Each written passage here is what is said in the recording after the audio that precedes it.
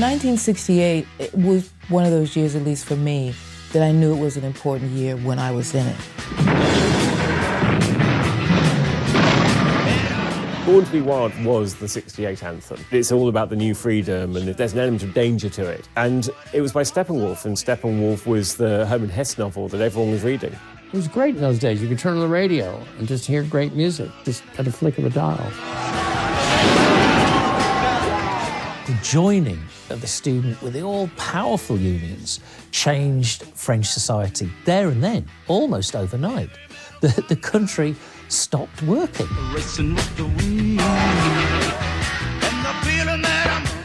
It was this exciting moment when people said, this is the America we want, this is the president we want. It was the year that Martin Luther King and Robert Kennedy were assassinated. We as a people will get to the promised land. This was a real moment where Europeans in general went, wow, this is really intense what's happening in America.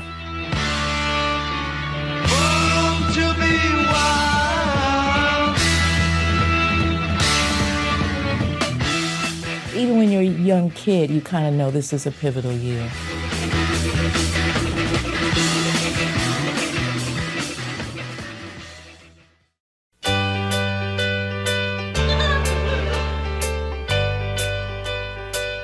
Oh, I could hide beneath the wind. The start of 1968 brought new and unexplored worlds into people's homes, with the debut of Jacques Cousteau's The Undersea World.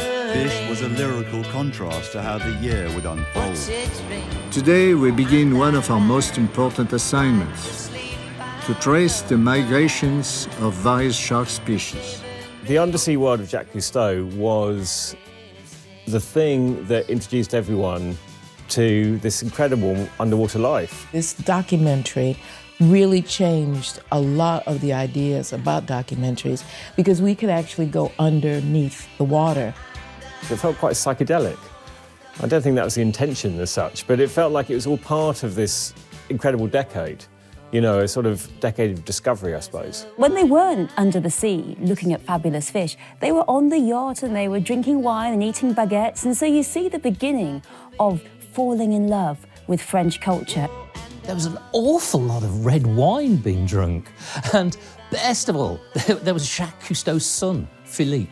He would often be found playing an acoustic guitar in as Gallic a manner as you could possibly imagine. Really, in 1968, it was a fun time, it was an exciting time, but yachts really weren't that popular. But after this fantastic series, people wanted a yacht, and that's what the super rich started buying.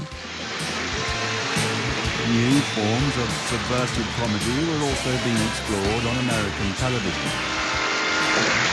Hi, Big Dick here. Rowan and Martin's Laughing. Now, that was a comedy sketch show. We never heard of these two comics. These guys were making jokes off each other, except the notch-up was Goldie Hawn. She was just bonkers. Dan Rowan, I'd like you to meet Goldie Hawn. No. I've met you before. You remember? I know. Yes,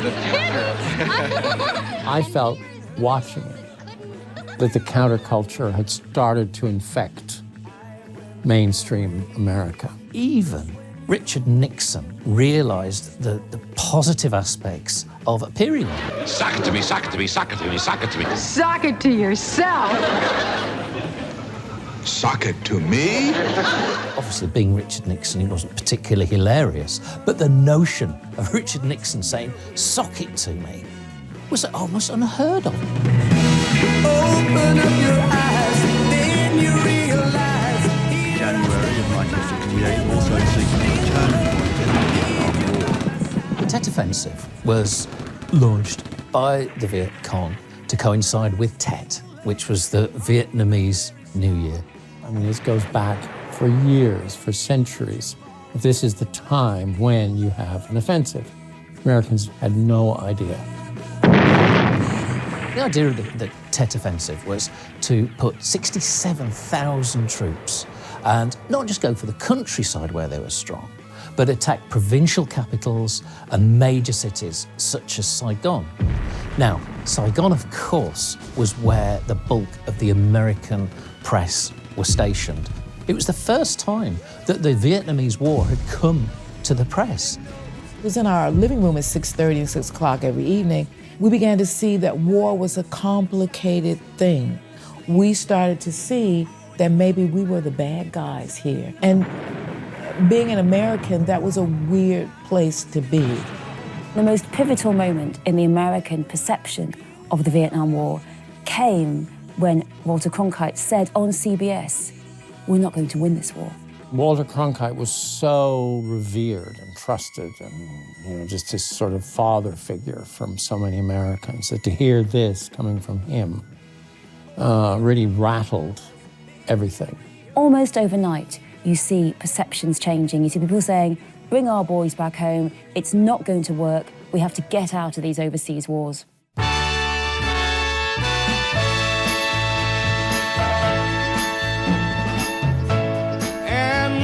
I see the sign that points one way,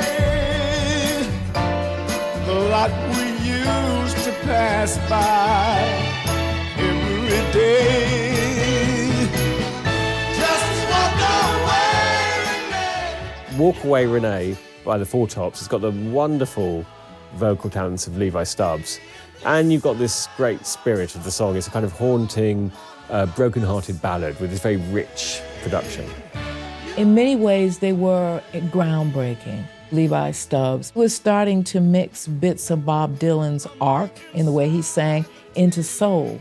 So to have a black man actually sing this way was quite revolutionary. In America, the civil rights movement was reaching a climax with the Memphis sanitation strike. In February, sanitation workers in Memphis, a pretty tough and difficult job, they realised they were being paid much less than their white counterparts. So it took the decision to go out on strike. Black men were called boy. That was just routine. So to stand up and make a sign that said, "I am a man," was a provocation, a statement, a stance of immense importance and power.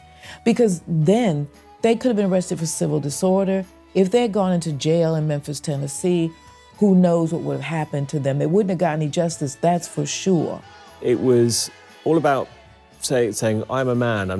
I should be treated as one." And so that's where it came from. And it manifested in a big movement, and it became a student movement, and it became a sort of national concern.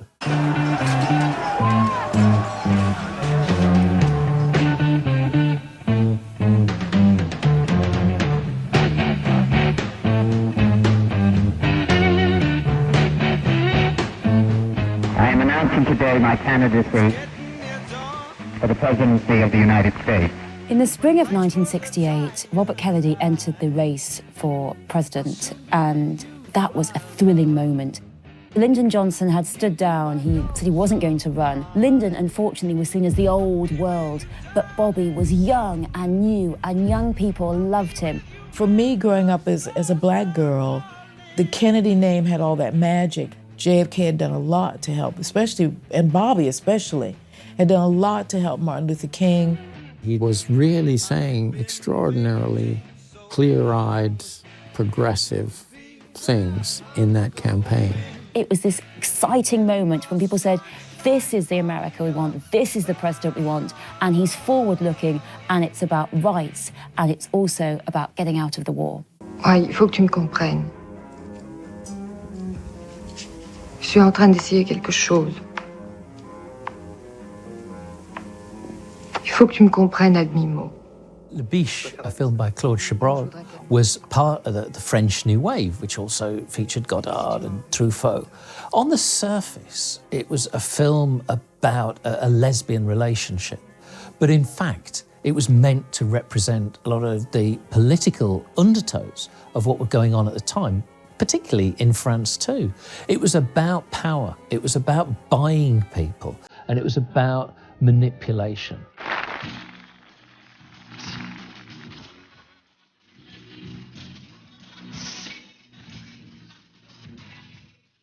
Mighty Quinn, that was a fascinating process. I think Albert Grossman, Dylan's manager, was frustrated because Dylan had hurt himself in a motorcycle accident. And he wasn't working. He wasn't touring. There's no income. Hey, Bob, give me some songs. Let me sell some songs. And this demo, this LP, arrived at Feldman's Music in Charing Cross Road.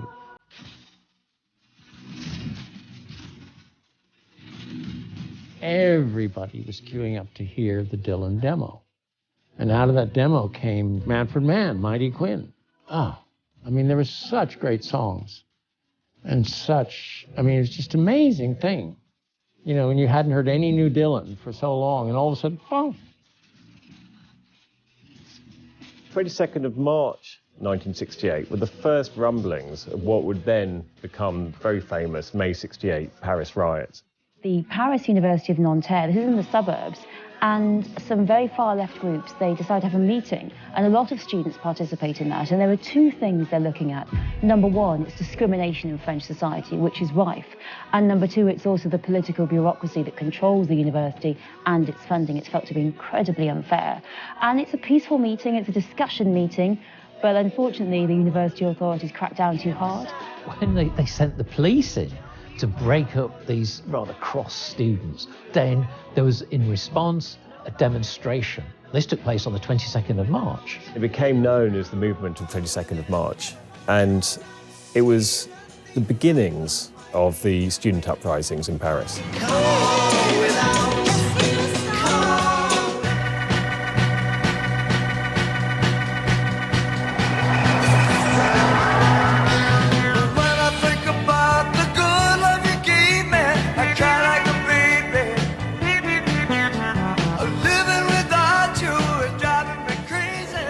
Open the pod bay doors, Hal. I'm sorry, Dave. I'm afraid I can't do that. 2001: A Space Odyssey was Stanley Kubrick's version of the Arthur C. Clarke novella. And it was quite an incomprehensible film, I think it's fair to say.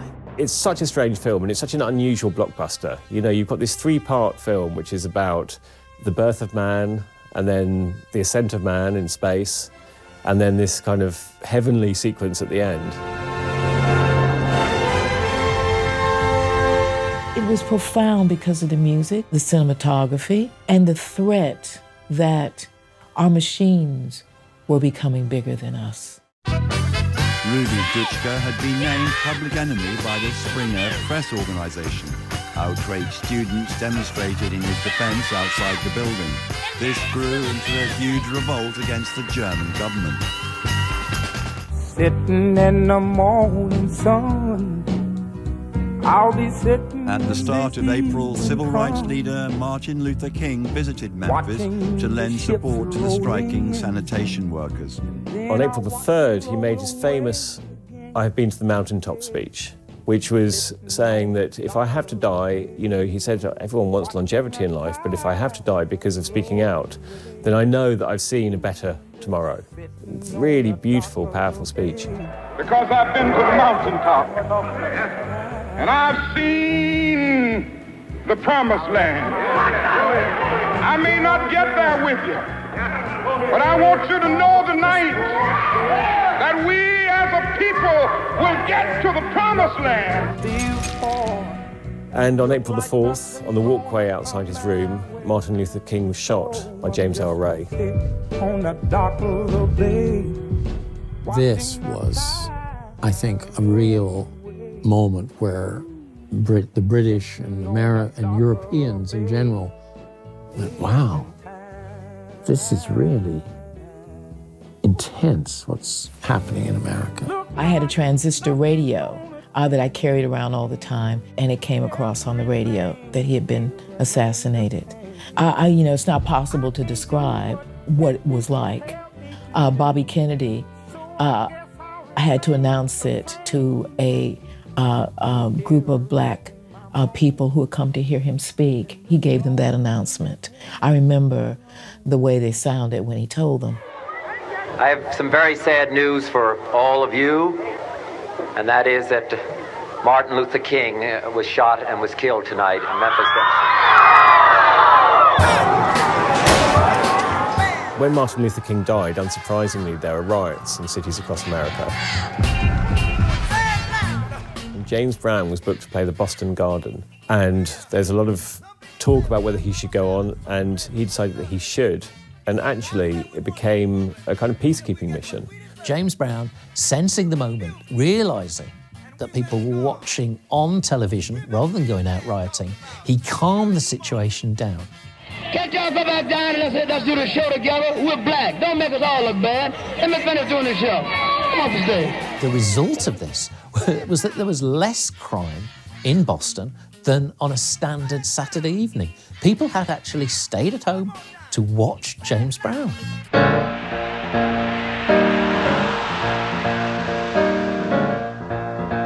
Boy, this is really nice. May 68, the Paris riots, and this was a turning point, not just in sort of student relations, but in French culture. It was so big that de Gaulle actually secretly left the country for a while. After the University of Nanterre is closed, the closures spread, and by this point the Sorbonne is closed, and the students are furious. The students protest the closure of the Sorbonne. 20,000 of them are outside, along with lecturers and supporters, and the demonstration is very badly handled.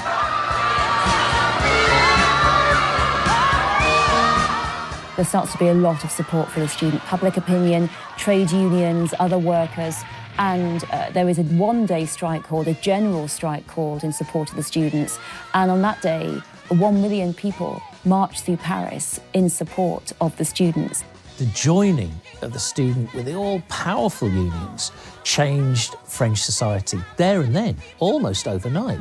The country stopped working. France at that moment began to think, are we going to have another revolution? Because the French don't do moderation, they do revolution.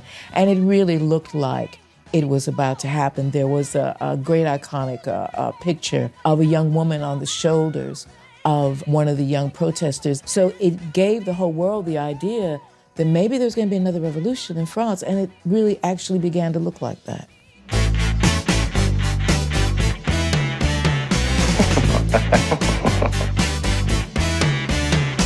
Hello, I love you, won't you tell me your name? Hello, I love you, let me jump in your game. Hello, I love you, won't you tell me your name? Hello, I love you, let me jump in your game. She's walking down the street, blind to... Hello, I Love You is the Doors at the most pop. It's an amazing pop song, but, you know, because Jim Morrison was a former film studies student and, you know, an arty guy, you've got some kind of rather dissonant, slightly odd feel about it. It's like, you know, saying hello, I love you. Instantly, it's kind of something that's a bit off. I can't think of the Doors without thinking of my great friend Paul Rothchild, who produced those records. To me, the sound was just great.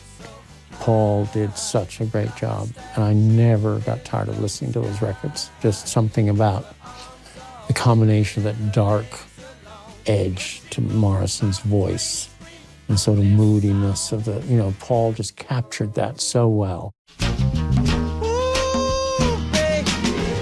Tragedy would strike American politics once again with the assassination of presidential hopeful Bobby Kennedy on June 6th. On June the 5th, Bobby Kennedy had just won the California primary, an amazing moment because California is such an important state in terms of the presidential election, and pretty much that would secure him as the Democratic candidate. And so he gives this huge victory speech at the Ambassador Hotel in Los Angeles. My thanks to all of you, and now it's on to Chicago and let's win. After he's finished his speech, his entourage decides the way to avoid the crowd is to take him through the hotel kitchens, even though his bodyguard is very dubious about this and he doesn't think it's a good idea. As he's going through the pantry, Sirhan, a young Palestinian, was in the pantry, came out from behind a rack and fired. Shot him once in the head, twice in the back. He never regained consciousness. He died early in the morning. Why he shot him? There's a lot of theories. This was at the time when Robert Kennedy wanted to pull out of Vietnam. Hoover hated him. He was extremely unpopular. Kennedy, of course, was a great supporter of Martin Luther King, who'd also been assassinated. So the whole thing is a very shady and unpleasant chapter in American history. The effects of it were almost like a tidal wave across American politics. And of course, the ultimate result of this was that the Democratic candidate for president would be Hubert Humphrey. Bobby Kennedy was going to bring in new values, he was going to bring in change, he was charismatic, he was exciting, he was a revolutionary, and he was going to be president. And there are a lot of people who didn't want that. How many times I've seen tears coming from your blue eyes. Aphrodite's Child was a Greek band. They had the young Demis Roussos and Vangelis, and they were part of the whole 68 mood because they were escaping the military in Greece.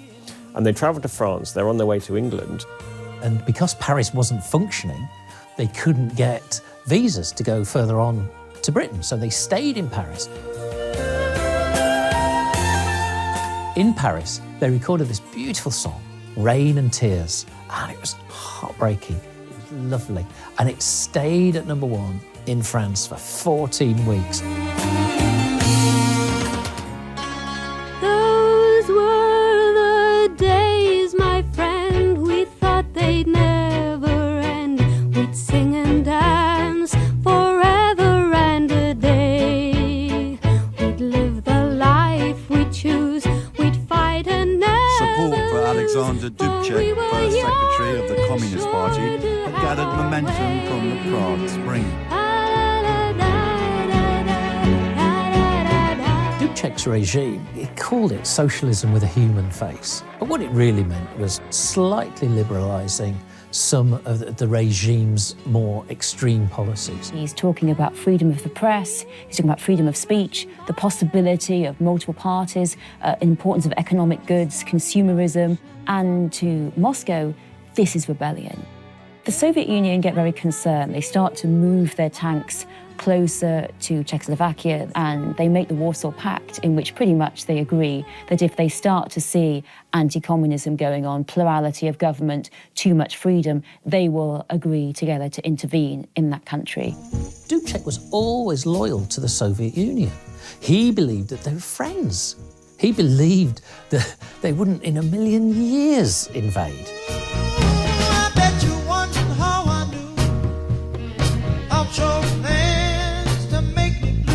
21st of August 1968 is when the Prague Spring was ruthlessly crushed, and 6,500 tanks and 50,000 troops came in from Russia and suppressed Dubček's opening up, and now it was firmly under the Iron Curtain. Dubček lasted another year until 1969, when he was deposed and he became an ambassador, but of course he was never the same again. Marvin Gaye's I Heard It Through the Grapevine is the ultimate song of suspicion, passion and jealousy, and nobody could do it better than Marvin Gaye. The creativity of Black America in those years, when everybody, now we look back and we talk about psychedelic this and all the Beatles and the Stones and the groups, and it's all great, but the things that stand the test of time more and more, Aretha, Otis, Marvin Gaye, Four Tops, those guys, I Heard It Through the Grapevine is Marvin Gaye actually beginning the next phase of his musical career, in which he becomes a prophet, in which he starts to say, people wake up, something's going on in this country. We danced to it and we hopped around, but actually the tone of it is about be careful, because something's coming and it's not a good thing. Towards the end of August, Chicago would erupt in violence as anti-war and anti-establishment demonstrations clashed with police at the Democratic Convention. The Democratic Convention of 1968, Robert Kennedy was meant to be there, but he'd been assassinated. So you had Hubert Humphrey and McCarthy, and there became a huge protest against it. feelings were already running high. There had been riots, there had been a lot of demonstrations, and there were some very excitable activists, and they said they were going to do things like disrupt it. At the time, the mayor of Chicago, Richard Daley, had said, if you kids come here with this, I'm dealing with you, I'm going to take you out. So he had actually armed, or uber-armed, the Chicago Police Department, which had already been battling the uprisings in the Black community because Dr. King had been murdered just months before. So they were tooled up, let's put it this way. Meanwhile, in the center of Chicago, Abbie Hoffman, who was the leader of the Yippies, had organized what he called a festival of life. And this was 10,000 people who were gathered in Lincoln Park, and they attempted to sleep there. The Yippie movement was a kind of very politicised version of the hippie movement, so it was a sort of revolutionary wing, essentially. What these demonstrators were saying was they hadn't got the president they wanted, they hadn't got Kennedy, but they wanted change. Things had to be different, and the young of America wanted something very different to what their parents had done. Most of the Democratic delegates were staying at the Conrad Hilton, and that's where Abbie Hoffman and the protesters decided to launch their set-piece demonstration. This was dealt with by the police with extreme brutality. The fact that it was so disastrous for it to be in Chicago could not have been foreseen. And the changes in society that made it disastrous were so radical and so extreme that they just boggled the mind. They burst into the Hilton Hotel, where a lot of us were in there working on the anti-war movement. They had guns. We were totally unarmed. People would fall down on the floor to show that they were nonviolent. They just stepped on you. It was pretty horrible. What Mayor Daley had never considered was the fact that it was going to be filmed. The television companies were all there, and they showed this brutality, this incredible behaviour by the police going out live. And this had a profound effect on American opinion. To a lot of American people watching on TV, they hadn't seen this in such close quarters because many riots simply were not filmed by TV cameras. There were TV cameras all over the Democratic Convention because they were going there to film it anyway. So suddenly these journalists who were expecting to film rather political conversation were filming these mass pitched battles. It really did feel apocalyptic. It was something I followed avidly, television, newspapers, what was going on, because I had people I knew there. The Chicago 7, as they came to be known, were all arrested. And after appeals, all of them were, escaped jail, but it was very, very close. In September, CBS debuted 2 shows that would go on to become television classics.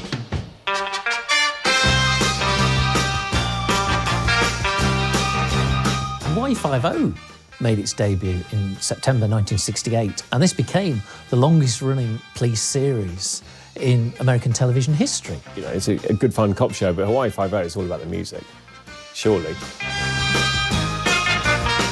Hawaii Five-0 had that theme song. First of all, it was that theme song with the woman doing the hula at the beginning to the theme song, so it was great. I don't think there's ever been better theme music to a television program. Of course, the sort of iconic phrase that ran through the whole thing that we used to say all the time, "Book 'em, Dano." Every time he finally got his man, it was "Book 'em, Dano," so we were all "Book 'em, Dano." Book 'em, Dano. Jack Lord was kind of a movie star-ish person on television. He had the same looks. He was kind of like Steve McQueen, and he was just so cool. Hawaii, most of us grew up in cities, and there was Hawaii with these beaches and stuff, so it was iconic. Good evening. This is 60 Minutes. 60 Minutes was the dawn of television investigative journalism. Essentially, it was a magazine show, but it featured Vietnam. It featured police brutality, and it wasn't from a particularly left-wing position or anything. It featured issues of the day, and this really hadn't been done before. We do think this is sort of a new approach. We realize, of course, that new approaches are not always instantly accepted. We'll see. I'm Mike Wallace. We will indeed. You know, there are definitely things in British media and television that are way ahead of equivalents in America, but I think that set a kind of standard. Come on, baby, light my fire. Come on, baby, light my fire. Jose Feliciano was a blind Puerto Rican guitarist, and he changed Light My Fire into a lament rather than the rather swaggering version which the Doors had done. But the writer of the song, Robbie Krieger of the Doors, he loved it. He said he'd really captured what it could have been, this song. And our love become a funeral pyre. I used to see Jose Feliciano come into the Club 47 in Boston, the folk club there. His uncle would lead him. You know, he was blind even then. He was a teenager, and he'd play this guitar and this incredible voice, and he'd sing this amazing thing. And everybody'd be like, what was that? Wow. It's great to hear songs turned upside down and done differently. And again, it was great in those days. You could turn on the radio and just hear great music. You know, it was just at a flick of a dial.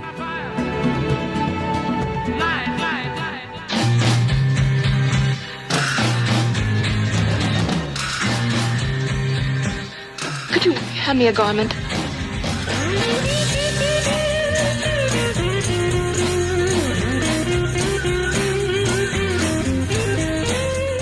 All along the Watchtower is Jimi Hendrix doing Bob Dylan better than Bob Dylan could ever do it, because Jimi Hendrix is such a brilliant guitarist, and I think a fantastic singer as well. I mean, he puts so much feeling into that song. It turns it into something incredibly exciting.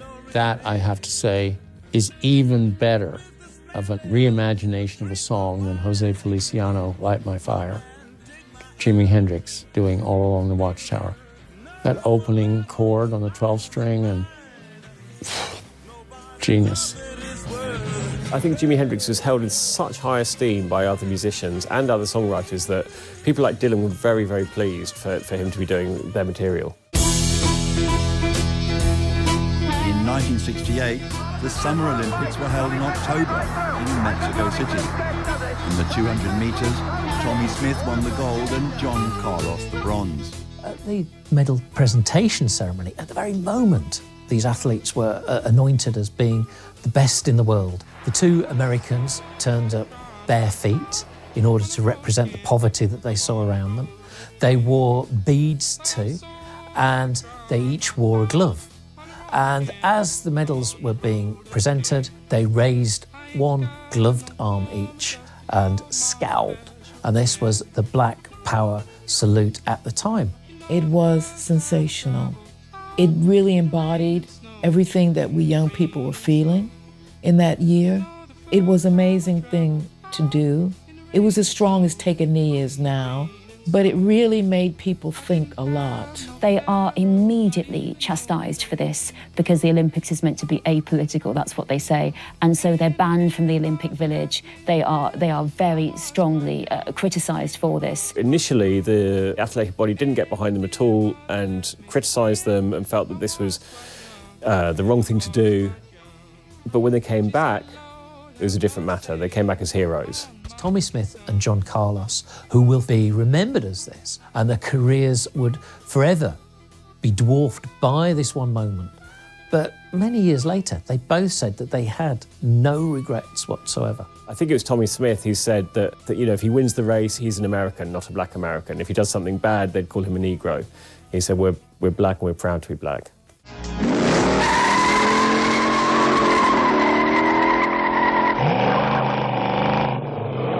October was a big month for film, with several classics being released within days of each other. And they didn't get much bigger than Peter Yates's Bullet. The thing about Bullet, first of all, it was a Steve McQueen picture. The second thing that it was about was that everybody wanted a Mustang. Bullet has a scene in it that's about, I think, 10 minutes long, 12 minutes long, of the duel of these, well, there's a Mustang in it.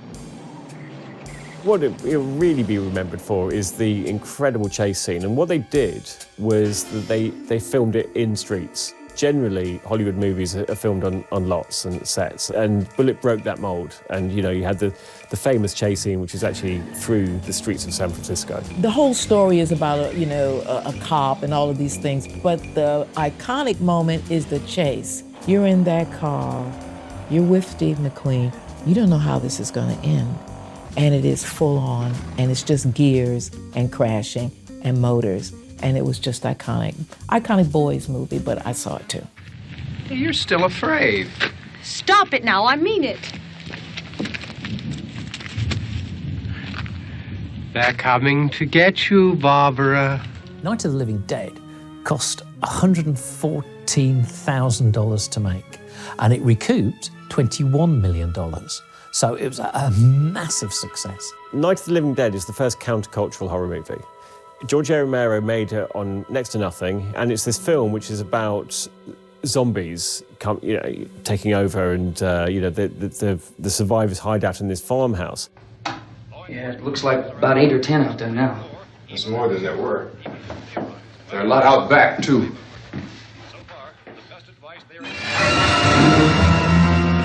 On the surface, it was a horror film. It was certainly incredibly brutal. The violence was shocking. But also, it wasn't just a horror film. Like so much in 1968, there was stuff going on under the surface. There are a lot of theories that he was reflecting Vietnam, and he's reflecting what was going on at the time, but also the lead is black, which is very unusual for a movie like this. It became a key moment in the counterculture, because you had horror movies were traditionally seen as trashy and silly and fun and entertaining, but not of cultural relevance. And suddenly you had this film which was actually almost a metaphor or a euphemism for what was going on in the country.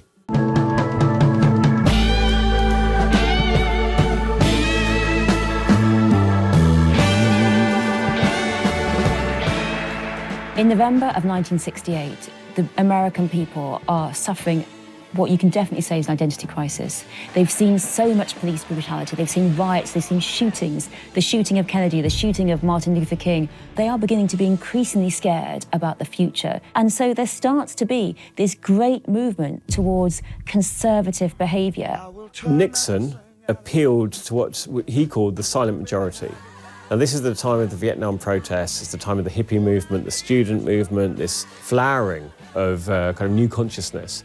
The silent majority were all those people all over America who felt very alienated from this. He promised to boost America's nuclear capability, and effectively, he promised to take America away from the protests and the trauma of 1968. First priority foreign policy objective of our next administration will be bring an honorable end to the war in Vietnam. Nixon makes the promise to come out of Vietnam, and as a consequence, Nixon becomes president. So all this run-up, all this talk of liberal, all this talk of change, we now have a very conservative Republican president in power.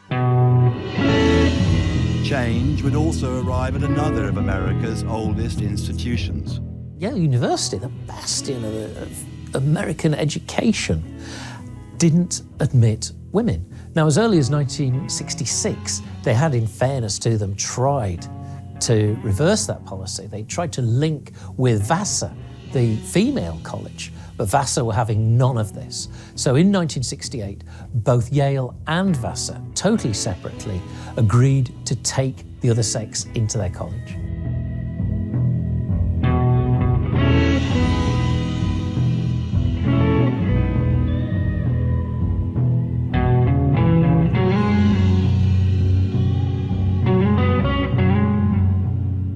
Albatross was a British #1 for the Peter Green era of Fleetwood Mac. It also went to #4 in America. And it was sort of musical balm for troubled times. It was a beautiful, slow, languid instrumental with the sounds of the seashore on it. Suddenly you had these very, very long, beautiful, one might say ponderous guitar solos by this incredible guitarist called Peter Green, who was then leading Fleetwood Mac, and he would have terrible mental health problems that would force him to leave. But at this stage, he was turning Fleetwood Mac, who'd been around for quite a long time, into this big blues phenomenon.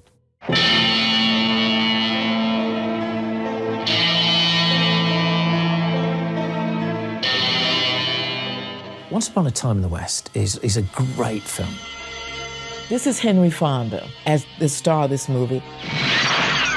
Sergio Leone, who'd done the Unknown Man trilogy with Clint Eastwood, thought he'd had it with Westerns, but then he was given the opportunity to direct Henry Fonda as a villain.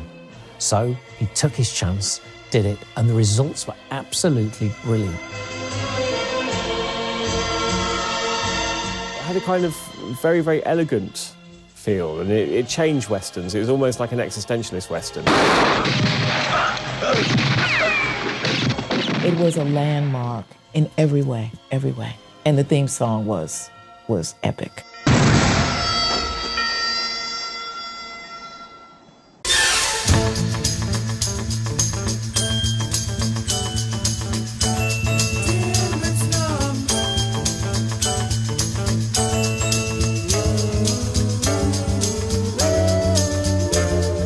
On Christmas Eve of 1968, the Apollo 8, a program that had been begun by President Kennedy, goes into the orbit of the moon, goes round the moon, and what it gets are these amazing pictures.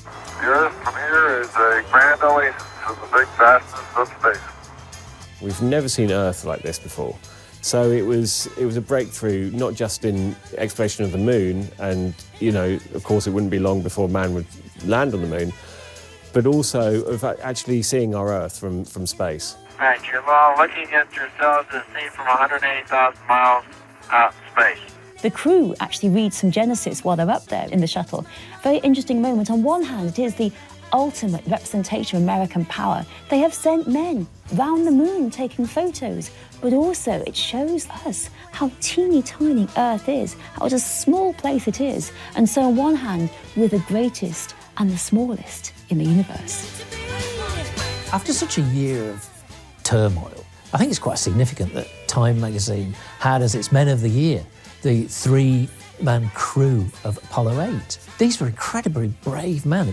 This was the first time a manned aircraft had gone out of the Earth's orbit. It's the first time that anyone had seen the dark side of the moon. For once in my life, I have someone who needs me, someone I've needed so long.